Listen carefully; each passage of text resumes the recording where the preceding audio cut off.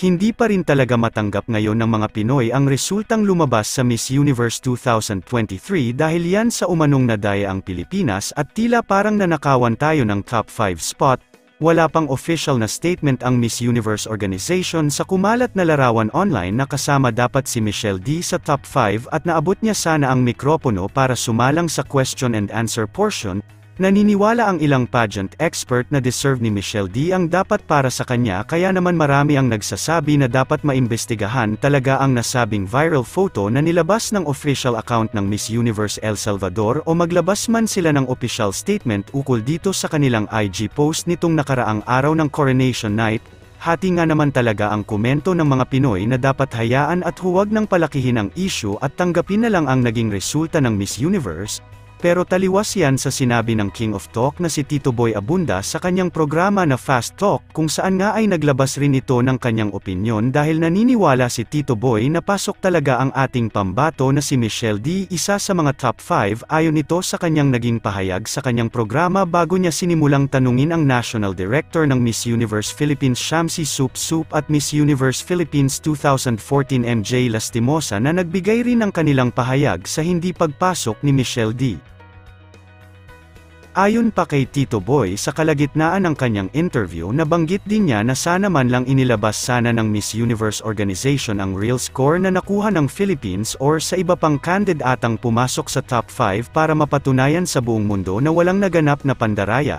Sa naging interview naman ni Shamsi Soup Soup marami ang hindi kumbinsido sa naging sagot niya sa mga katanungan sa kanya ni Tito Boy dahil halata na hindi kayang umano humarap ni Shamsi sa mga ipinupukol na tanong sa kanya ukol sa issue. Bilang National Director ng Miss Universe Philippines ay play safe kung tawagin ang naging sagutan niya nang may tanong ang nasabing viral photo ng top 5 nakita at napanood natin ang pasakalye na sagot niya sa interview. Ganun din naman si MJ Lastimosa masyado rin tipid sa kanyang sagot kay Tito Boy patungkol sa issue na hindi pagsama sa top 5 ni Michelle D na dapat naroon ito. Kaya ito naman ang galit na komento ng netizens sa kanilang dalawa. Shamsi, stay true to yourself. You're not straightforward in answering the questions. Play safe. Are you blind for what Michelle D did it in the pageant? Come on. Happy to see you MJ, still gorgeous and admire your honesty. It's so obvious na kalma lang si Shamsi. The world of pageant was shaken pero patawa-tawa lang sila and not so enthusiastic sa idea, so see how she performed o mag-ask about sa score niya.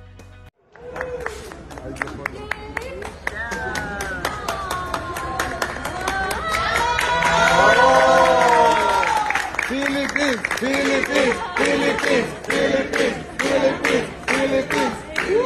Mexico, Philippines, Mexico, Philippines. Mexico. Gonna be there. Gonna be next year. You have an amazing queen.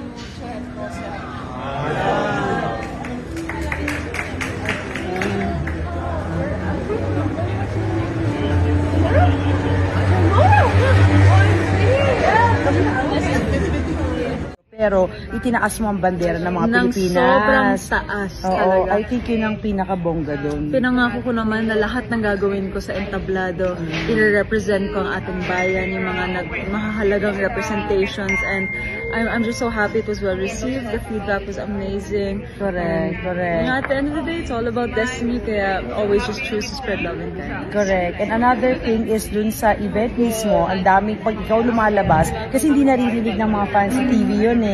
Pero kami naririnig namin na sobrang daming sumisigaw para sa Philippines, mga Latino, mga Asian people, tsaka mga Amerikano sumisigaw para sa iyo. Thank you so much. Thank you talaga. Nakakataba po ng puso. Diba? Mahal ka namin, MMD. We love you. Thank you. See you in Mexico. Pupunta kami dalawa sa Mexico. Grabe. May event doon. Abangan ninyo kasi hinanpick namin yung mga pupunta. Siyempre, kasama ang ating MMD. Kasama ang ating... I'm so excited. Yeah.